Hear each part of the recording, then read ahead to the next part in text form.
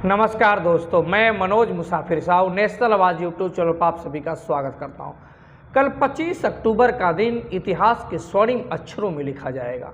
25 अक्टूबर 2023 का वैसा दिन है जब माननीय श्री नरेंद्र मोदी जी को आमंत्रित करने के लिए श्री राम जन्मभूमि तीर्थ क्षेत्र के ट्रस्ट के पदाधिकारी चंपत राय और नृपेंद्र मिश्रा के साथ साथ और साधु संत लोग गए थे माननीय प्रधानमंत्री श्री नरेंद्र मोदी जी के आवास पर।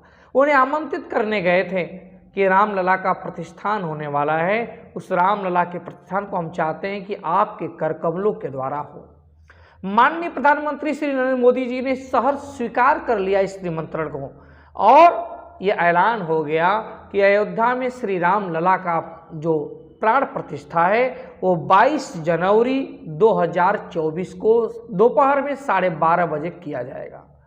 आप जरा सोचिए, कल्पना कीजिए, आपसे पूछा जाएगा कि बताइए कि अयोध्या में श्री राम जन्मभूमि का प्राण प्रतिष्ठा रामलला को स्थापित करने का श्रेय किसको जाता है, किसके कर कमलों द्वारा होगा?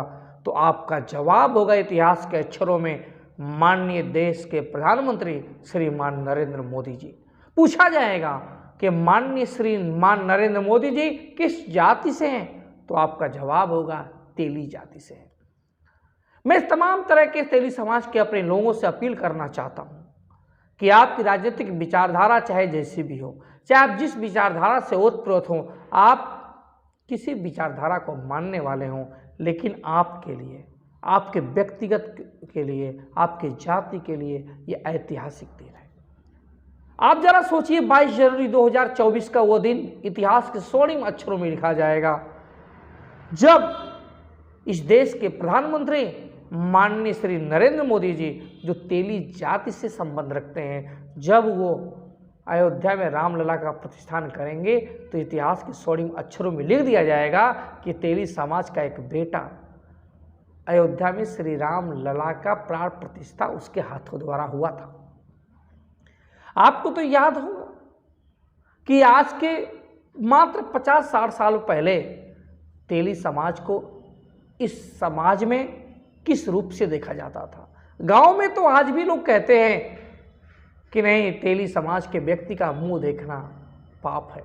सुबह सुबह अगर मुंह देख लेंगे तो हमारा दिन खराब हो जाएगा, जतरा बिगड़ जाएगा।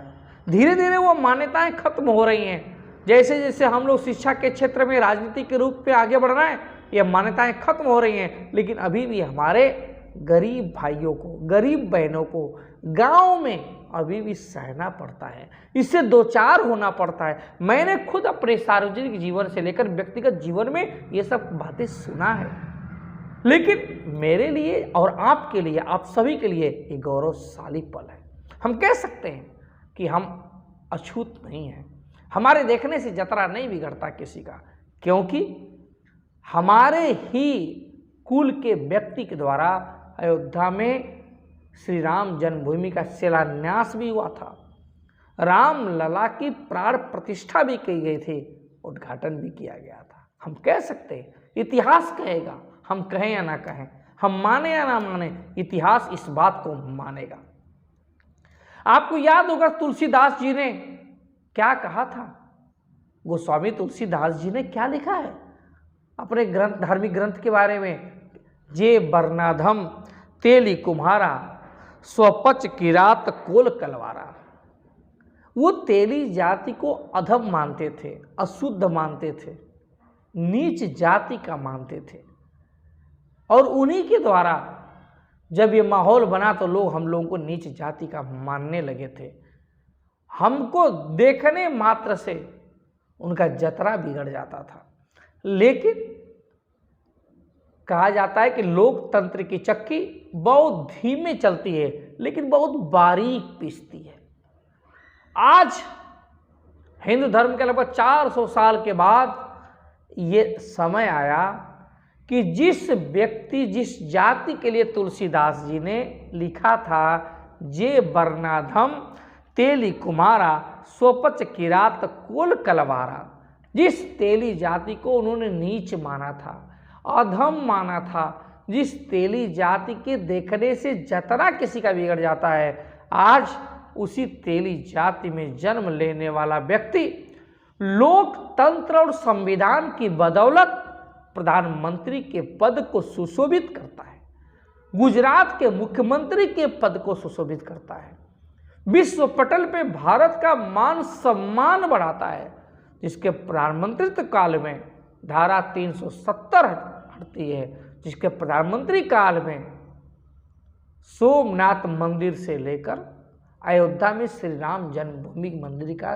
निर्माण होता है, जिस व्यक्ति के मार्गदर्शन में भारत का चंद्रयान 3 मिशन सक्सेस होता है, जिस व्यक्ति के निर्देशन में मार्गदर्शन में भारत का सिर ऊंचा होता है। आज मैं ये वीडियो सिर्फ राजनीतिक हिसाब से नहीं बना रहा हूँ, सिर्फ राजनीतिक विचारधारा नहीं है, राजनीतिक विचारधारा अलग चीज़ है, लेकिन जाति का स्वाभिमान, जाति का मान और जाति का सम्मान वो अलग चीज़ है। हम किसी भी विचारधारा को मानने वाले लोग हैं, हम बीजेपी की आइडियोलॉजी से नफरत कर सकते हैं, हम कांग्रेस की आइडियोलॉजी से विचारधारा से नफरत कर सकते हैं, हम क्षेत्रीय पार्टियां, ममता बनर्जी की पार्टी, अखिलेश यादव की पार्टी, मायावती जी की पार्टी, आम आदमी पार्टी की पार्टियों की विचारधारा से नफरत कर सकते हैं, लेकिन हम व्यक्ति विशेष से नफरत नहीं करते। हम महात्मा गांधी के लोग हैं और हम इसी वजह से माननीय श्री नरेंद्र मोदी जो हमारे समाज के हैं, मैं उस समाज के लिए सिर्फ इसलिए आज उनको सारा श्रेय दे रहा हूं क्योंकि इतिहास याद रखेगा। हम माने या ना माने, इतिहास इस बात को मानेगा कि पूछा जाएगा, प्रश्न होगा, श्री राम जन्मभूमि का शिलान्यास किसने किया? श्री राम जन्मभूमि का जजमेंट किसके कार्यकाल में आया? श्री राम जन्मभूमि की प्राण प्रतिष्ठा रामलला की किसने स्थापित किया? श्री राम जन्मभूमि का उद्घाटन किसने किया? ये सारी इतिहास के स्वर्णिम अक्षरों में लिखा जाएगा और वही व्यक्ति जो तेली समाज का है। लोकतंत्र है, इसी को लोकतंत्र और संविधान बोलते हैं। यही लोकतंत्र की पावर है कि जिस जाति के व्यक्ति को तुलसीदास जी ने अधम नीच बताया था, वर्णों में सबसे नीचे कहा था और कहा था कि जिनके सन्यासी की संभावना बनने से उसका मजाक उड़ाया था, उस जाति का व्यक्ति श्री राम जन्मभूमि की मंदिर की मूर्ति की प्राण प्रतिष्ठा करेगा, उस आयोजन का मुख्य जजमान होगा, सारे क्रियाकलाप इस व्यक्ति के हाथों द्वारा होगा। बड़ा इससे बड़ा सौभाग्य किसी जाति का क्या होगा?